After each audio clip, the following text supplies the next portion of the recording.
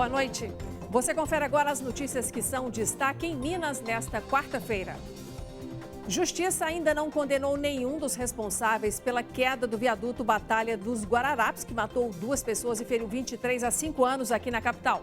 Tatuador acusado de abusar sexualmente de 19 mulheres durante sessões de tatuagem em BH presta depoimento. Cresce o número de idosos que morrem por causa de complicações decorrentes de quedas. Tarifa do metrô de Belo Horizonte vai sofrer novo aumento. Meninos e meninas não estão indo aos postos de saúde para serem vacinados contra o HPV. Presidente Jair Bolsonaro recebeu aplausos e vaias no Mineirão durante o jogo da seleção e esse é um dos assuntos do nosso comentarista Orion Teixeira. Viajar em julho está se tornando moda. Os preços estão mais baixos. Estes são os destaques do jornal Band Minas de hoje.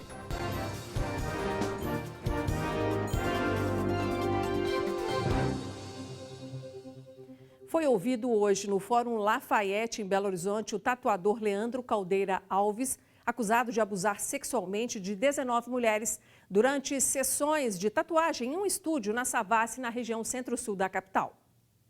A imprensa só teve acesso ao hall de entrada do Fórum Lafayette e não pôde subir até o andar onde acontecia a segunda audiência de instrução. Mas a nossa equipe conseguiu flagrar com exclusividade o momento em que o tatuador Leandro Caldeira Alves, de 44 anos, era conduzido por policiais militares dentro do fórum. Ao perceber que estava sendo gravado pelo nosso repórter cinematográfico Marco Tatu, Leandro se escondeu. Na semana passada, testemunhas chegaram a ser ouvidas aqui no Fórum Lafayette, mas o número de pessoas não foi divulgado. O processo corre em segredo de justiça por se tratar de crime sexual. O tatuador Leandro Caldeira Alves é suspeito de abuso contra clientes durante sessões de tatuagem neste estúdio, na Savassi, região centro-sul de Belo Horizonte. Há registros de abusos desde 2008. O tatuador segue preso desde março deste ano, após ser denunciado. À época, Leandro negou as denúncias e disse que era inocente. Segundo a Polícia Civil, 19 vítimas denunciaram um homem, mas nas redes sociais, dezenas de mulheres relataram episódios de assédio por parte do tatuador. No inquérito da Polícia Civil, foi concluído que Leandro cometeu crime de violação sexual mediante fraude. O próximo passo agora é a Justiça analisar as provas e dar a sentença. A pena para esse tipo de delito é de prisão de 2 a 6 anos para cada caso. 4 pessoas foram presas hoje durante uma operação da Polícia Civil em Belo Horizonte. De acordo com as investigações, os detidos têm participação no homicídio de Gabriel Pereira Rocha, ocorrido no dia 7 de abril deste ano, ali na região de Venda Nova. Segundo a polícia, o crime tem ligação com o tráfico de drogas. 2 suspeitos ainda estão foragidos. Há exatos 5 anos, no dia 13 de julho de 2014, a queda do viaduto Batalha dos Guararapes mexeu com Belo Horizonte, isso durante a Copa do Mundo. Foi notícia nacional. A estrutura fazia parte daquelas obras de mobilidade urbana para o Mundial e veio abaixo, deixando 2 mortos, 23 feridos e todo tipo de prejuízo para os moradores da região. Até hoje, ninguém foi punido e as empresas envolvidas se eximem de culpa. Nos últimos meses, a vida da dona Analina se resume ao trabalho neste restaurante. No novo negócio, aberto em janeiro, ela tira o sustento da família e também se distrai. Ela é a mãe da Hanna Cristina dos Santos, que morreu no desabamento do viaduto em julho de 2014. A vida de lá para cá nunca mais foi a mesma. Eu procuro trabalhar, tomar o meu tempo mais que eu posso, para mim não cair naquela de ficar tomando remédio, cair numa cama igual muita gente cai em depressão. Então eu procuro fazer o máximo para não acontecer isso, porque não só vai piorar, né? O meu marido vive com depressão. É difícil demais, é um pedaço de mim que foi embora, que não tem como repor, mas a gente vai tocando, vai vivendo, né? Não tem jeito. Hoje a tragédia completa 5 anos. Além de Hanna, Charles do Nascimento também morreu e outras 23 pessoas ficaram feridas. O desabamento do viaduto, que era construído bem aqui, também fez vítimas no residencial Antares. Muitos moradores tiveram problemas estruturais em seus apartamentos. Outros sofrem com problemas psicológicos até hoje. 5 anos depois da tragédia, nenhuma indenização foi paga. A Ana Cristina é advogada dos moradores do residencial. Ela afirma que nada mudou nesses 5 anos. O dinheiro público foi todo jogado fora, não existe nenhuma indenização até hoje. Depois que acontece um erro, um joga a culpa para o outro e ninguém indeniza. Desde 2014, que entramos com os processos de indenização por danos morais e materiais, a gente não tem reparação. Os moradores que não quiseram gravar entrevistas, segundo a advogada, estão abertos à conciliação. Para a gente colocar fim o mais rápido possível nesse sofrimento. A Consol Engenheiros Construtores é a autora do projeto. Desde o desabamento, vem dando esclarecimentos à Justiça sobre o ocorrido. O diretor e presidente da empresa destacou que a Consol não foi contratada para acompanhar e fiscalizar as obras de construção do viaduto. A Consol é responsável pela elaboração do projeto. Houve modificação no projeto, contrariando o parecer do projetista e problemas executivos graves durante a execução da obra. Até antes do início da execução do viaduto Guararapes, nós participamos do controle de execução de todas as obras, terraplanagem, pavimentação, drenagem, viadutos, passarelas, muros de contenção. Durante todo o período que lá estivemos, nenhum problema ocorreu. Tudo que foi feito está ainda em perfeito estado. Maurício de Lana destacou que as investigações mostram diversas mudanças no projeto e erros de execução. Problemas de retirada do escoramento. A solução dada significava que, após a proteção do cabo de aço na estrutura, o escoramento estaria aliviado para tirar manualmente. Tiveram que usar equipamento pesado para tirá-lo. Ao analisar a documentação da obra, os diários da obra, tem uma utilização justamente na superestrutura, no vão que rompeu, a alça sul, a utilização de concreto vencido. A construtora Covan é responsável pela execução. Por nota, informou que tem a convicção de que a Consol é a única responsável pelo colapso da estrutura. Um erro de cálculo no pilar P3, elaborado pela Consol, seria o responsável pela queda. O diretor e presidente da Consol discorda dessa análise. A carga atuante, peso da estrutura sobre o pilar, era de 2.200 toneladas e a capacidade do bloco, conforme projetado, é 3.200 toneladas. Ou seja, a carga atuante não seria sozinha a causa para a ruptura. O Ministério Público denunciou 11 pessoas em 2015. O processo criminal está concluído para julgamento desde o dia 11 de junho. O processo civil também está em andamento, mas ninguém foi punido até agora. Para a dona Analina, esse é o grande objetivo, ver alguém punido pela tragédia. Não é que ia trazer minha filha de volta, mas iria me dar mais um alívio no meu coração, você está entendendo? De alguma forma, que eles fossem presos ou que eles perdessem o direito de exercer a profissão. E agora eu acrescento outras informações sobre a queda no viaduto. A Prefeitura nos disse por meio de nota que entrou com uma ação pedindo que a Justiça autorize a produção antecipada de provas que serão usadas no processo judicial. E agora, sobre os 13 milhões de reais que já foram pagos aí à Consol e à Covan pelos serviços prestados na construção do viaduto, nem um centavo retornou aos cofres públicos. Com relação a construir um novo viaduto, a Prefeitura da capital diz que não é uma obra prioritária e que a Consol até apresentou um projeto para construir uma trincheira ali no local, mas a Prefeitura não concordou com o projeto. Já o Ministério Público de Minas Gerais disse que os 11 indiciados à época, entre os 11 indiciados estão um ex-secretário municipal e um diretor de obras da Sudecap, o supervisor da obra do viaduto e profissionais tanto da Consol quanto da Covan. O desabamento ainda não, segundo os levantamentos do MP, ocorreu devido a uma série de erros durante o planejamento, a execução e a fiscalização das obras e que laudo do Instituto de Criminalística da Polícia Civil apontou inadequações técnicas em relação ao projeto estrutural na memória de cálculo elaborada pela empresa Consol e apontou aí a ausência de revisão do projeto pela Sudecap. e observou que a Covan, recebendo o projeto, o encaminhou para o canteiro de obras para execução, sem também revisá-lo. Os denunciados respondem pelo crime de desabamento, que deverá ser agravado pelo fato de a queda da estrutura ter resultado em lesão corporal e morte. O número de idosos que morrem por causa de complicações decorrentes de quedas tem aumentado bastante. O último levantamento do Ministério da Saúde aponta que ocorreram mais de 15 mil mortes em 2017. Há pouco mais de 2 anos, Dona Lica sofreu uma queda quando andava no quintal de casa. A idosa, de 92 anos, precisou passar por cirurgia para resolver o problema.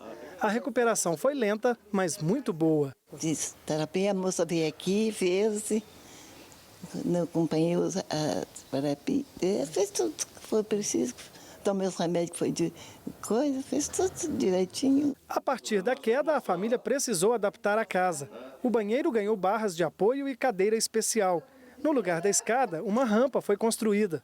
Tudo para evitar um novo acidente que, no caso dos idosos, não é algo tão simples. As fraturas podem gerar complicações. O paciente que tem uma fratura, ele acaba ficando acamado. E o velho ou o idoso acamado, ele acaba tendo complicações dessa imobilização. Uma trombose, uma embolia, uma pneumonia, uma infecção de urina. Nos últimos anos, o número de idosos que acabam morrendo em decorrência de complicações causadas por uma queda tem aumentado bastante. Em 2015, foram 13.900. Já em 2016, 14.800. E em 2017, o número subiu para 15.600 registros. O especialista diz que as pessoas que já passaram dos 60 têm até se cuidado mais. Porém, a população de idosos vem crescendo no Brasil e isso contribui com os números altos. Acho que o cuidado com a saúde tem até melhorado, né? As pessoas elas têm procurado uma atenção preventiva, né? O que acontece é que realmente a população está envelhecendo, o número de idosos está aumentando e, consequentemente, o número de fraturas e as complicações associadas a essas fraturas. Tornar a casa mais segura e acessível é um grande passo para a prevenção. Mas o fortalecimento muscular e ósseo também é um dos fatores mais importantes nesta idade. Trabalhando com a musculação, você consegue ter um osso mais resistente, um paciente com mais equilíbrio, com mais desenvoltura. Dessa maneira, você consegue prevenir bastante essas quedas, essas complicações aí. A tarifa do metrô de Belo Horizonte vai sofrer mais um aumento. O reajuste entrará em vigor no próximo domingo e a passagem passará a custar R$ 2,90. O câncer de colo de útero é uma das principais causas de mortalidade feminina, matando aí cerca de 300 mil mulheres por ano. A vacinação contra o vírus HPV em adolescentes, tanto meninas quanto meninos, está longe da meta estabelecida pelo Ministério da Saúde. Os irmãos Hannah, de 10 anos, e Arthur, de 11 anos, já tomaram a vacina contra o HPV. O vírus, que é transmitido sexualmente, é um dos principais fatores de risco para o câncer de colo de útero. A imunização deve ser feita ainda na infância para proteger os jovens antes do início da vida sexual. Alex, o pai das crianças, sabe da importância da vacina. Eu fico de consciência tranquila nesse processo, porque, uma vez que meus filhos estão protegidos, é uma segurança à saúde deles. Um levantamento publicado na revista científica The Lancet avaliou a eficácia da vacina em países da Europa, Estados Unidos, Canadá e Austrália. A distribuição da vacina por períodos superiores a 5 anos reduziu em 83% a ocorrência do vírus causador do HPV entre os adolescentes. Houve redução significativa da incidência do vírus e de lesões genitais que podem originar o câncer, também entre homens e mulheres de até 29 anos. A vacina é muito eficaz no que se refere à diminuição das lesões pré-cancerosas do colo do útero, as verrugas genitais e mostrou ainda a importância de nós termos um bom programa de vacinação no Brasil. Em países subdesenvolvidos, o câncer de colo de útero é uma das principais causas de mortalidade feminina. O HPV também causa câncer de pênis, boca e ânus no homem.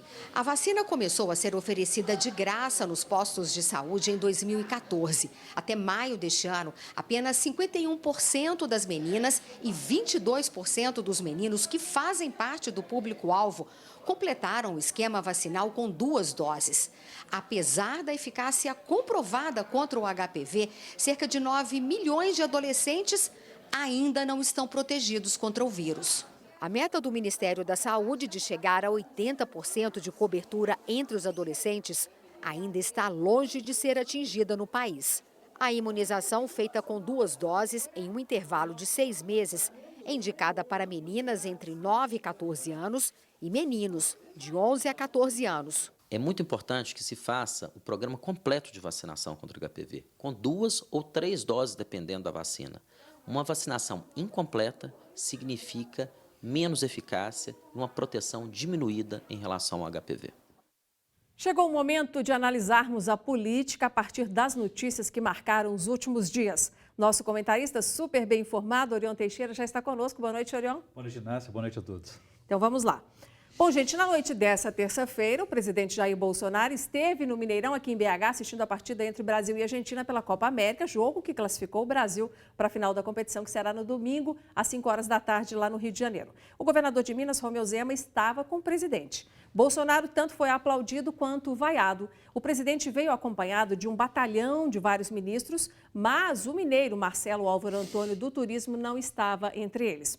Orion, essas manifestações públicas em eventos assim relevantes como esse da Copa América chegam a ser uma manifestação assim confiável de um termômetro sobre a popularidade do presidente? De certa forma, Inácia, é um retrato do momento. Tanto é que a última pesquisa de junho do IBOP, contratada pela Confederação Nacional da Indústria, ela confirmou uma tripolarização. Segundo os dados, a avaliação do governo Bolsonaro está empatada rigorosamente em 3 partes. 32% aprovam o governo, outros 32% o consideram regular e mais 32% reprovam. Não foi à toa que ele veio a esse jogo da seleção para tentar frear essa rejeição crescente do governo dele, porque desde a posse, em janeiro, a aprovação dele caiu 17 pontos percentuais. A conferir como será no restante do ano. E agora falamos sobre a reforma da Previdência, que está na reta final para ser votada lá na Câmara dos Deputados. Mesmo depois de muitas negociações, dos governadores insistirem e do próprio presidente da Câmara, Rodrigo Maia, dizer que gostaria de inserir a Previdência dos estados no texto, nada feito até o momento. Orion, há alguma chance de mais para frente a reforma da Previdência incluir estados e municípios?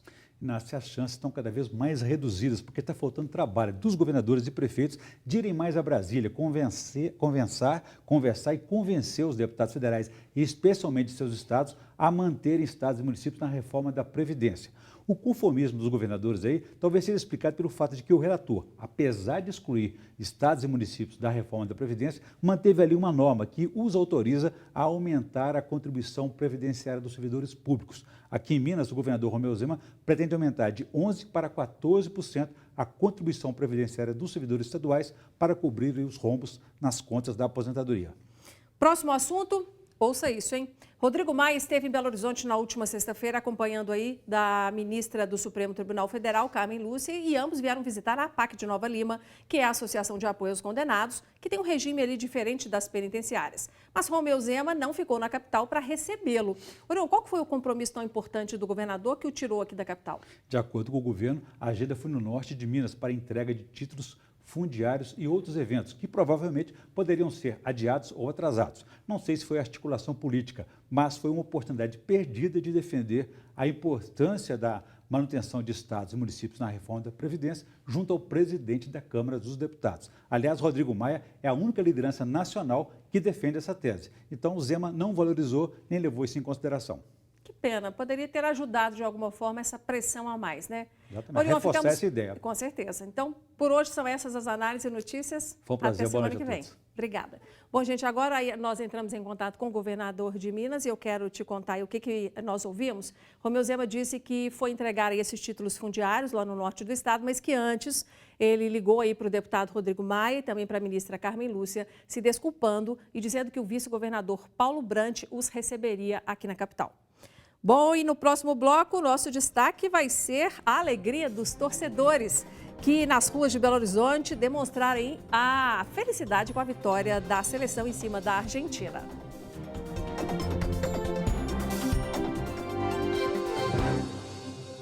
O Brasil está na final da Copa América. A vitória de ontem no Mineirão por 2-0 sobre a Argentina classificou a nossa seleção num dia em que Messi jogou muito bem, fez dribles incríveis, mas não conseguiu finalizar. O torcedor belo-horizontino está feliz e confiante na vitória domingo no Maracanã contra o Chile ou contra o Peru. As duas seleções vão jogar nesta noite. Os mineiros amanheceram felizes, porém tímidos. Apenas uma ou outra camisa da seleção pôde ser vista no centro da capital. Mesmo assim, parece que a tensão de ontem deu lugar à alegria. Jogo tenso, né? Mas o Brasil é Brasil, né, meu amigo? O time está encaixando bem, mas o ataque está deixando a desejar ainda. Achei que cabia mais. Na porta do hotel onde os jogadores ficaram hospedados, movimento só da imprensa. Os atletas tiveram folga durante todo o dia. O pensamento agora é na final, marcada para domingo, às 5 da tarde, no Maracanã. Vai ser campeão, confiante.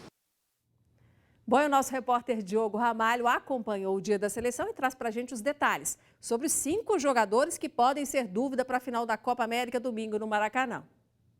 Jogadores da seleção brasileira de folga após vencerem a Argentina nesta Copa América. Uma folga merecida. A reapresentação deles acontece aqui no hotel, na concentração, às 7 horas da noite. E aí o embarque previsto para Teresópolis, no Rio de Janeiro, às 8h40. Previsão de chegada por volta de meia-noite no Rio de Janeiro. Na Granja Comari, eles fazem o treinamento até o sábado, a preparação final para decidirem a Copa América contra Chile ou Peru, que decidem a outra vaga nesta noite às 9h30 para a finalíssima. Apenas 3 jogadores fizeram atividades nesta quarta-feira: Felipe Luiz, Richarlison e Fernandinho. Os 3 treinaram na Cidade do Galo pela manhã. O William fez exames médicos, ele sentiu uma fisgada muscular no clássico de ontem, e Marquinhos, o zagueiro que foi substituído, tem um quadro de virose. São essas as interrogações do técnico Tite para encarar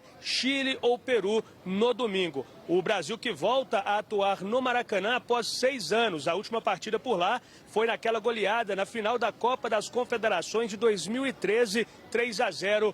Contra a Espanha. Ontem, durante a entrevista coletiva, Tite disse que só agora vai se sentir treinador de verdade da seleção brasileira, porque vai conseguir trabalhar no maior palco do futebol brasileiro à frente do comando da seleção. Eu vou me tornar verdadeiramente técnico da seleção brasileira.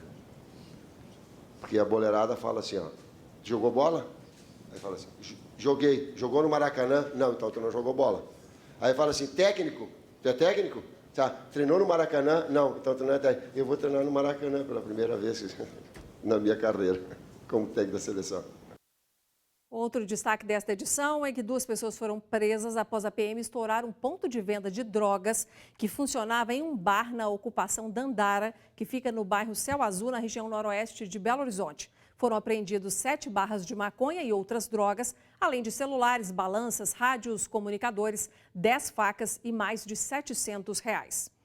E depois do intervalo, você vai ver que tem muitas famílias escolhendo viajar em julho porque fica mais barato. E Minas é um dos destinos mais procurados para quem quer um friozinho.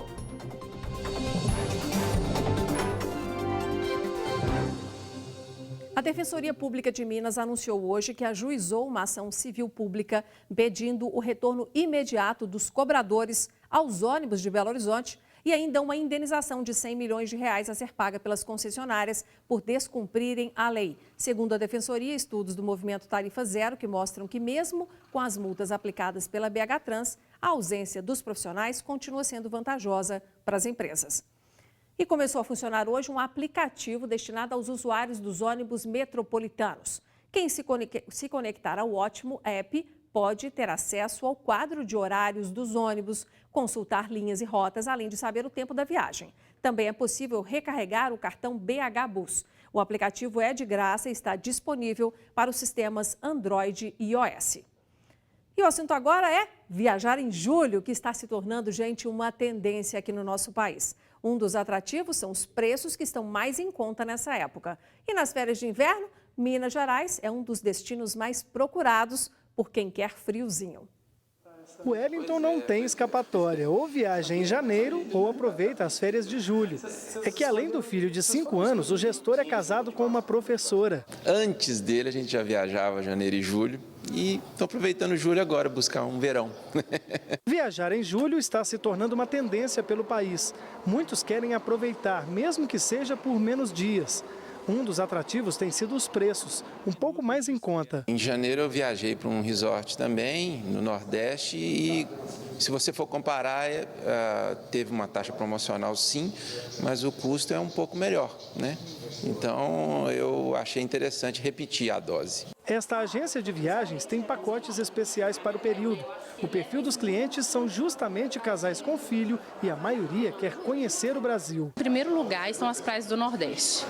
São os destinos mais procurados. Natal, Maceió, Fortaleza, Jericoacoara. Mas a gente tem também quem está querendo frio, Bariloche, Vale Nevado, no Chile. Também são destinos procurados para julho.